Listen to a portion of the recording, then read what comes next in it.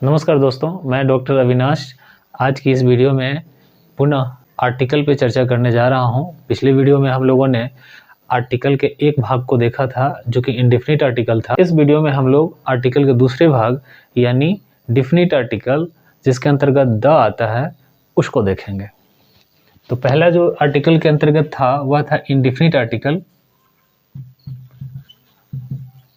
दूसरा जो है वह है डिफिनिट आर्टिकल। इसके बारे में ऑलरेडी पिछले वीडियो में चर्चा हो चुकी है, तो अब हम लोग बात करें डिफिनिट आर्टिकल द की।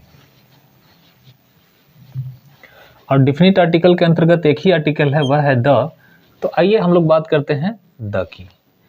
पहले ये समझ लीजिए कि डिफिनिट आर्टिकल कहते किसे हैं। एक्चुअली डिफिनिट आर्टिकल जो है वह किसी नाउन को निश्चित बनाता है। निश्चित से हम लोगों का अभिप्राय है कि जिससे पहले से जान पहचान हो। इंडिफिनिट आर्टिकल किसी नाउन को अनिश्चित बनाता है। और डिफिनिट आर्टिकल का जो अंग्रेजी में डिफिनेशन कहता है कि the word that is used before a noun to show that the noun is definite. Definite यानी यह बताने के लिए कि नाउन निश्चित है। निश्चित मतलब जिससे पहले से हमारी जान पहचान है। जैसे मान लिया एक हिंदी में सेंटेंस लेते हैं कि उसके पास कलम है। अब आगे इसी कलम की चर्चा करें तो कलम लाल है। समझने वाली चीज है। उसके पास कलम है तो कलम के चूंकि सिंगुलर काउंटेबल नाउन है, पिछले वीडियो में हम लोगों ने देख लिया है। जब हम इंडेफिनिट आर्टिकल की बात करते हैं तो एक वचन गण संज्ञा, कलम एक वचन गण संज्ञा है। अगर किसी सेंटेंस में आया है तो आर्टिकल लेंगे। तो यहां जो कलम है, इस कलम के पहले हम लोग ए पेन देते हैं। क्यों देंगे? क्योंकि सिंगुलर काउंटेबल नाउन है। इस काउंटेबल नाउन के पहले लेटर का उच्चारण करके देखेंगे। पहले लेटर का उच्चारण कॉन्सोनेंट की प, तो प जो है वो व्यंजन है। व्यंजन के पहले हम ए आर्टिकल का इस्तेमाल करते हैं। यहां भी कलम ही है, लेकिन इस कलम और इस कलम में अंतर समझिए। एक कलम कहता है उसके पास कलम है। कौन सी कलम है? आपकी जान पहचान नहीं है उस कलम से, आपने नहीं देखी, उसके बारे में आप पहली बार सुन रहे हैं। तो ये पहली बार आपके लिए अनिश्चित था, इसलिए ए लगा या एन लगता अगर कोई यहाँ वॉवेल होता तो। लेकिन यही कलम है, सिंगुलर काउंटेबल नाउन ही है। लेकिन यहां हम क्या कह रहे हैं? कलम लाल है तो the pen is red. The pen is red क्यों कह रहे हैं? हम यहाँ ए पेन क्यों नहीं कह रहे हैं? ए पेन इज रेड क्यों नहीं कह रहे हैं? क्योंकि इस कलम को अब हम जान गए हैं। कौन सी कलम लाल है? वही कलम जो उसके पास है। तो उसके पास वाली कलम लाल है, इसलिए हम यहाँ द पेन कह रहे हैं, ए पेन नहीं कह रहे हैं। क्योंकि ए पेन का मतलब हुआ कोई कलम है। कोई, जैसा कि हम लोग पहले से जान रहे हैं कि ए या एन का मतलब एक या कोई होता है। एक या कोई के अर्थ में ए या एन का प्रयोग होता है। लेकिन द का मतलब कहीं ना कहीं वही के अर्थ में होता है। अच्छा, हालांकि इसका कोई जनरली इसका कोई अर्थ नहीं होता। मतलब द का कोई फंक्शनल यूज भले ही है, लेकिन इसका कोई अर्थ नहीं होता। लेकिन कहीं कहीं इसका वही के रूप में हम इस्तेमाल करते हैं। तो कलम कौन? वही कलम जो उसके पास है। क्योंकि पहले से इसके बारे में चर्चा हो गई, इसलिए अब जो बात आई वो हम इसको डिफिनिट आर्टिकल के अंतर्गत रख रहे हैं। इसलिए हम द का इस्तेमाल कर रहे हैं, क्योंकि अब जान पहचान हो गई इस कलम से। तो यह तो हुई पहले नियम की बात। यानी डिफिनिट आर्टिकल द के अंतर्गत पहला रूल यह कहता है कि अगर किसी नाउन से जान पहचान हमारी हो गई, मतलब अगर हम उस नाउन को जान गए हैं, तो पहली बार अगर मुलाकात होती है तो वो ए या एन, लेकिन इंडेफिनिट आर्टिकल उसके पहले लगेगा। लेकिन अगर कोई सिंगुलर काउंटेबल नाउन, नॉर्मली मैं सिंगुलर काउंटेबल नाउन की बात कर रहा हूं, हालांकि द का इस्तेमाल जो है, इंपॉर्टेंट बात है कि ए या एन यानी इंडेफिनिट आर्टिकल का इस्तेमाल जो है वह हमेशा सिंगुलर काउंटेबल नाउन के पहले होता है। लेकिन द का इस्तेमाल किसी भी नाउन के पहले हो सकता है, लेकिन किंतु परंतु है। तो किंतु परंतु की बात बाद में। फिलहाल ये जानिए कि सिंगुलर काउंटेबल नाउन के पहले द का प्रयोग तभी होगा, या किसी नाउन के पहले, जब वो नाउन पहले से मतलब जाना पहचाना हो। तो पहली दफा अगर हम किसी नाउन से मुलाकात होती है किसी सेंटेंस में, तो उसके पहले हम ए में से कोई एक। दूसरी दफा अगर उसी नाउन से जान पहचान हो तो फिर मुलाकात ही है, जान पहचान तो हो ही गई, तो मुलाकात होती है तो द। उम्मीद है इतनी बात समझ में आ गई होगी आपकी। अब इसके दूसरे रूल की बात करते हैं। दूसरा रूल कहता है, अब ये रटने वाला मामला ज्यादा है, समझने वाला मामला कम है। दूसरा रूल जो है आर्टिकल द का, वह समझने वाला कम, रटने वाला ज़्यादा है, इसलिए हम इसमें बहुत ज़्यादा मदद नहीं कर सकते आपकी। नियम क्या कहता है कि किसी नदी, नहर, सागर, महासागर, दिशाओं के नाम, रेलगाड़ियों के नाम, अखबार का नाम यानी न्यूज़पेपर का नाम, सूरज का, अगर सूरज हो, चाँद हो, सागर हो, महासागर हो, तो इन सब का अगर नाम होगा तो हम इसके पहले द का प्रयोग करते हैं, और करते हैं तो करते हैं। आप ये नहीं पूछेंगे क्यों करते हैं। जैसे मान लिया हम लोगों ने लिखा Ganga, Ganga is a river. अब तो इतनी आप अंग्रेजी समझ रहे होंगे, Ganga is a river. Ganga क्या है? एक नदी है। अब जैसे ही आपने गंगा लिखी अंग्रेजी में, इसके पहले द देना आपकी मजबूरी है। अब देख लीजिए, ये टी कैपिटल होगा और यहाँ जी भी कैपिटल होगा। पहले तो ये समझ लें क्यों कैपिटल होगा, क्योंकि गंगा जो है वह किसी का नाम है, और नाम के पहले लेटर को आपको पता है, हम लोगों ने use of capital and small letter देखा है, उसमें किसी का नाम अगर कहीं भी आता है सेंटेंस में तो उसके पहले लेटर को हम कैपिटल में लिखते हैं, तो ये कैपिटल हो गया। और ये चूंकि फर्स्ट लेटर है टी सेंटेंस का, इसलिए कैपिटल होगा। अब बात आती है कि गंगा अगर हम कहते हैं तो हिंदी में तो हम गंगा को माँ का दर्जा देते हैं, गंगा हमारी माता है, और उनके पहले तो हम द व का इस्तेमाल करते नहीं हैं। लेकिन अंग्रेजी में हमारी मजबूरी है, क्योंकि नदी के नाम के पहले द का प्रयोग करते हैं, और गंगा चूंकि नदी है इसलिए हम यहाँ द कह रहे हैं। हालांकि इस नियम से हम भी इत्तेफाक नहीं रखते, संतुष्ट हम भी नहीं रहते, लेकिन हमारे संतुष्ट होने और न होने का मामला यहाँ नहीं है। मामला है कि ये अंग्रेजी का नियम है, आप संतुष्ट हो ना हो, आपको अंग्रेजी में गंगा के पहले द देना पड़ेगा। अगर आपने नहीं दी तो ग्रामेटिकली अगर कहीं आपसे कोई कॉमन एरर पूछा जा रहा हो तो वहां ये आपको सेंटेंस गलत हो जाएगा, अगर आपने आर्टिकल द का प्रयोग नहीं किया। तो मैं फिर से रिपीट कर दूं कि किसी नदी, नहर, सागर, महासागर, दिशाओं के नाम, अखबारों के नाम, इन सब के पहले जो यूनिक आइडेंटिटी है पूरे यूनिवर्स में, जैसे सूरज हो गया, चांद हो गया, इन सब के पहले आर्टिकल द का प्रयोग होता है। होता है तो होता है। महाग्रंथों के नाम के पहले, इपिक के नाम के पहले, जैसे रामायण हुआ, महाभारत हुआ, गीता हुआ, कुरान हुआ, इन सब के नाम के पहले आपको द का प्रयोग आपकी मटेरियल में दिया हुआ है, लिखा हुआ है। इसको बस रट जाना है, दिमाग में रखना है कि हाँ ऐसा होता है, और होता है तो होता है, उसमें फिर दिमाग नहीं लगाना। ठीक है, उम्मीद है इतनी बात समझ में आ गई होगी आपकी। क्योंकि आपसे जब अगर फिलहाल के लिए मान लिया आप इस्तेमाल नहीं कर रहे हैं तो ठीक है, बहुत ज़्यादा लोग कंसस नहीं होंगे तो आपको छोड़ दें। लेकिन यही आप थोड़ा आगे बढ़ते हैं और अगर आप कॉम्पिटिटिव एग्जाम्स देते हैं या स्कूल्स का टेस्ट वगैरह देते हैं तो वहाँ पे अगर होगा तो काट दिया जाएगा। और अगर आप टेस्ट पेपर जो अभी आपका लगा हुआ है इसके बाद भी उसमें भी अगर ये आर्टिकल नहीं होगा तो आपको काट लिया जाएगा। इसलिए इस सेंटिमेंट के साथ नहीं कि ये गंगा जी हैं, माता जी हैं, इसलिए ठीक है माता जी हैं हमारी हिंदी में, अंग्रेजी में इनके पहले चूंकि ये नदी ही कंसीडर किया जाएगा, इसलिए आर्टिकल द का प्रयोग होगा। उम्मीद है इतनी बात समझ में आ गई होगी। अब जो तीसरा रूल है वो देखिए।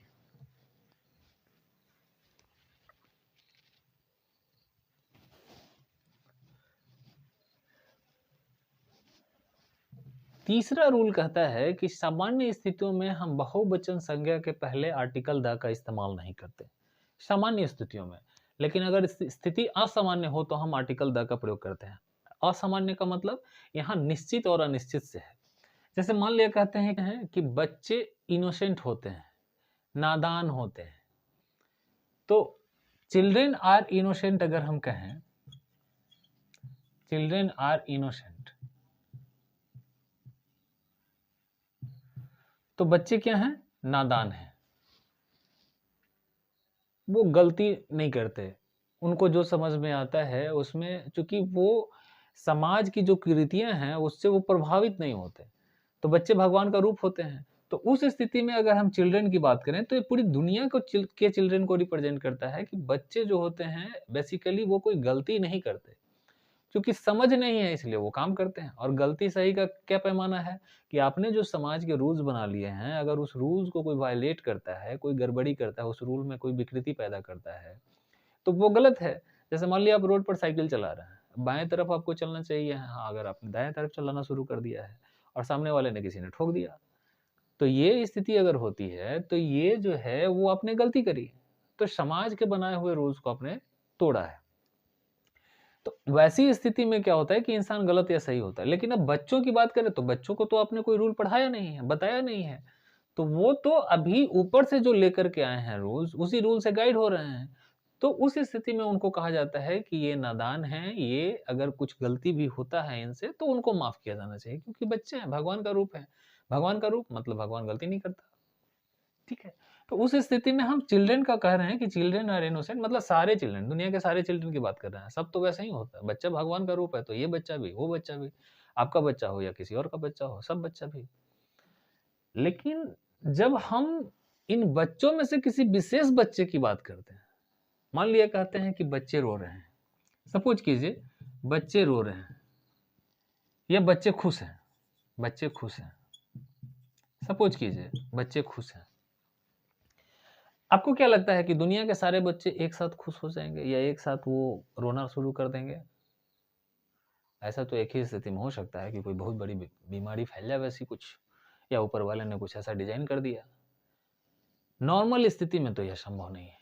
तो जब नॉर्मल स्थिति में बच्चे खुश हैं का मतलब हुआ कि कुछ पार्टिकुलर बच्चों की आप बात कर रहे हैं, दुनिया के सारे बच्चों की बात नहीं कर रहे हैं। तो यहाँ पे जो आपने चिल्ड्रन लिया, बच्चा चाइल्ड होता है, इसका प्लूरल चिल्ड्रन होता है, एक से ज्यादा बच्चे, तो हम चिल्ड्रन इस्तेमाल करते हैं प्लूरल के रूप में। तो यहां भी बच्चे के लिए क्या करेंगे? चिल्ड्रन। और क्या करेंगे? आर, खुश का हैप्पी, हैप्पी। चिल्ड्रन कैसे हैं भाई? खुश हैं। गड़बड़ी यहां क्या है? सेंटेंस तो सही हो गया कि भाई हमने फॉर्मेट रख दी कि बच्चे तो बच्चे हैं के लिए यहां और खुश के लिए यहां, हो गई बात। यही तो हम करते हैं, इधर का इधर, इधर का इधर कर दिया, सब्जेक्ट की जगह सब्जेक्ट रख दिया। अभी तक हम लोगों ने यही किया है, लेकिन यहां बात बनती नहीं है। यही आर्टिकल की जरूरत है, क्योंकि ये डिफ्रेंशिएट करता है कि बच्चे खुश हैं मतलब दुनिया के सारे बच्चे खुश नहीं हैं। तो कौन बच्चे खुश हैं? एक्चुअली वो बच्चे खुश हैं जिन्हें मैं सामने देख रहा हूं। हो सकता है 5 बच्चा हो सकता है 10 बच्चा एक जगह बैठा हो और सब हंस रहे हो, सब खुश हो, खेल रहे हो, खुश हो अपना। तो वैसी स्थिति में हम डिफ्रेंशिएट कर रहे हैं, दुनिया के सारे बच्चों की बात नहीं करके किसी पार्टिकुलर ग्रुप की बात कर रहे हैं। और जब हम किसी पार्टिकुलर ग्रुप की बात करेंगे जिसमें एक से ज्यादा लोग हों, तो उस स्थिति में हम द का इस्तेमाल करेंगे। ये क्या करता है? निश्चित बना देता है। दुनिया के सारे बच्चों की बात नहीं अब कर रहा है, ये जो बात हो रही है वह कुछ निश्चित बच्चों की बात हो रही है। तो इस तरीके से निश्चित बनाने के लिए, इस तरीके से भी निश्चित बनाने के लिए, यानी किसी ग्रुप को निश्चित बनाने के लिए हम, यानी ग्रुप इन जनरल नहीं, ग्रुप इन पार्टिकुलर, यानी सारे नहीं बल्कि कुछ की बात अगर हम करते हैं तो वहां द का इस्तेमाल करते हैं प्लूरल नाउन के साथ भी। प्लूरल से हम पूरे का बोध कराते हैं, और प्लूरल से अगर पूरे का बोध हो, जिसकी भी बात हो रही है, बॉयज की बात हो, गर्ल्स की बात हो, मैन की बात हो, वुमेन की बात हो, अगर सबकी बात करें तो उस स्थिति में द का प्रयोग नहीं होगा। लेकिन हाँ, अगर द से किसी ग्रुप, खास ग्रुप की बात करें तो द का प्रयोग होगा। उम्मीद है इतनी बात आपकी समझ में आ गई होगी। अब इससे आगे की बात करते हैं। यहाँ पे एक चीज और आपको ध्यान में रखना है कि आप सोच रहे होंगे क्या बार बार एक चीज, मैंने एक्चुअली यहाँ भी एक प्रैक्टिस सेट है जो आपको बनाना है, और बिना प्रैक्टिस सेट बनाए हुए आप आगे ना बढ़ें, क्योंकि अगर आप बिना प्रैक्टिस सेट बनाए हुए आगे बढ़ेंगे तो सीखने की गारंटी नहीं है। हम लोग सीखने की गारंटी दे रहे हैं और वह इसी कीमत पे दे रहे हैं कि आप प्रैक्टिस सेट को पूरा बनाएंगे। कहीं कंफ्यूजन है आप अपना सवाल कीजिए, लेकिन प्रैक्टिस सेट जरूर बनाइए। और प्रैक्टिस सेट का तो आंसर भी, सॉल्यूशन भी दे दिया गया है, तो आप उसको चेक भी कर सकते हैं खुद से। अगर कहीं परेशानी महसूस होती है तो आप कमेंट बॉक्स में जाकर के कमेंट कर सकते हैं, और उम्मीद है कि इतनी बात होने के बाद शायद परेशानी ना हो ये। और अगर कहीं दिक्कत हो रही है, इसका मतलब पीछे का क्लास आपने कहीं छोड़ा है जिसके कारण आपको दिक्कत हो रही है। तो जहां भी दिक्कत हो रही है वहां एक बार फिर से, अगर कहीं परेशानी महसूस हो रही है कि हाँ ये भूल रहे हैं, मान लिया हम पर्सन भूल गए, या फिर हमको सब्जेक्ट नहीं फाइंड आउट हो रहा है, बाद के फेज में, अभी तो नहीं ये सब दिक्कत होगी, सब्जेक्ट ऑब्जेक्ट आप कंप्लीमेंट क्लियर रहेगा अभी, लेकिन बाद के फेज में कभी अगर ऐसा महसूस हुआ तो आप पीछे से एक बार वीडियो को देख लीजिए। फिलहाल जो है, अब हम लोग देखें कि अभी तक हम लोगों ने बात करी कि अगर नाउन आता है तो भी आर्टिकल लगता है।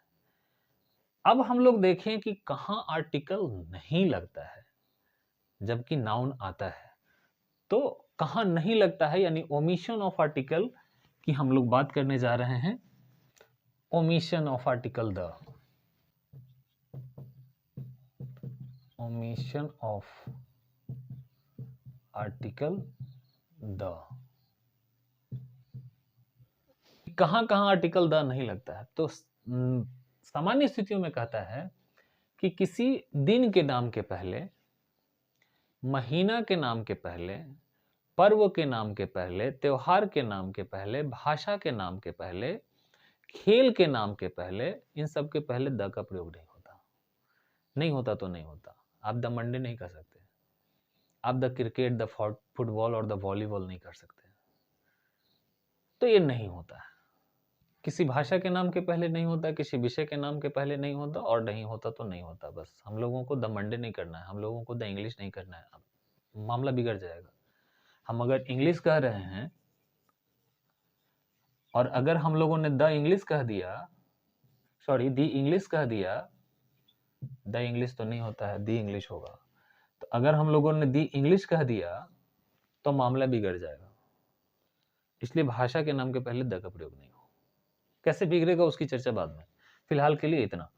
क्योंकि इंग्लिश का मतलब भाषा होती है अंग्रेजी भाषा, लेकिन दी इंग्लिश का मतलब जो होगा वह होता है अंग्रेज लोग।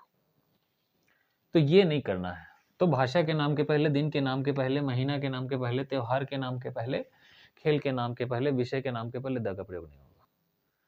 दूसरा जो रूल है ओमिशन ऑफ आर्टिकल द का, वह कहता है, जो फिलहाल आपकी मटेरियल में, वह कहता है कि सामान्य स्थितियों में हम मटेरियल और अब्स्ट्रैक्ट नाउन के साथ द का प्रयोग नहीं करते। मटेरियल नाउन जैसे वाटर इज, कैसा होता है? पानी उजला होता है ना, लिखते हैं। और नहीं, उजला नहीं होता, कलरलेस होता है संभवतः। पानी रे पानी तेरा रंग कैसा, जिस रंग डालो उसी के जैसा। तो इसका कोई कलर नहीं होता। तो वाटर इज कलरलेस। अब वाटर इज कलरलेस मतलब दुनिया की सारी पानी जो है, जहां का भी पानी आप देखेंगे, नॉर्मल स्थिति की हम बात करना, एबनॉर्मल की नहीं। तो नॉर्मल स्थिति में कहीं का भी पानी होगा तो वो क्या होता है? कलरलेस होता है। लेकिन पानी इन जनरल तो कलरलेस होता है। पानी इन अगर पार्टिकुलर कहें, जैसे कहें कि वाटर इज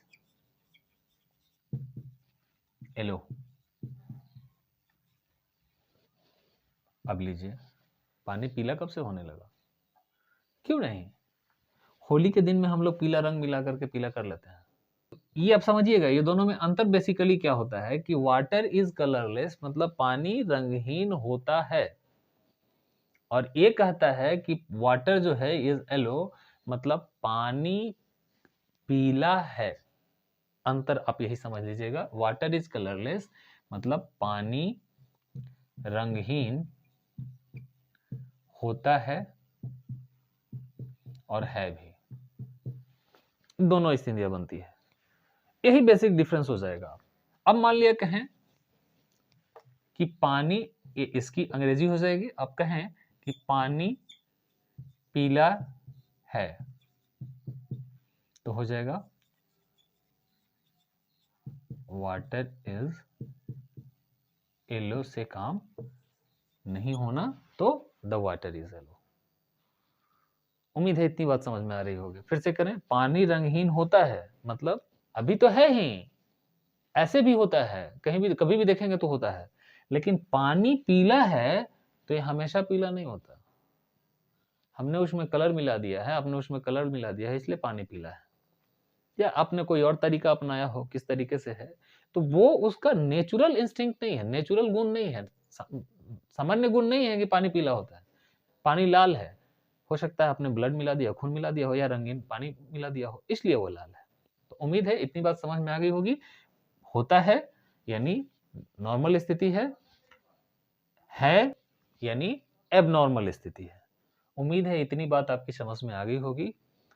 और बंधुओं, अगर इतनी बात आपकी समझ में आ गई है तो फटाफट एक काम और कर दीजिए, और वो ये है, फिर से यहाँ एक प्रैक्टिस सेट है, आप इसे भी बना लें। क्योंकि अगर प्रैक्टिस सेट नहीं बनाएंगे तो कोई फ़ायदा नहीं है, इतने प्रवचन का कोई फ़ायदा ही नहीं होगा। और आपने इतना समय दिया है, इतना इन्वेस्ट किया है, तो थोड़ा समय और दे लीजिए, और जो प्रैक्टिस सेट है उसे आप बना जाइए।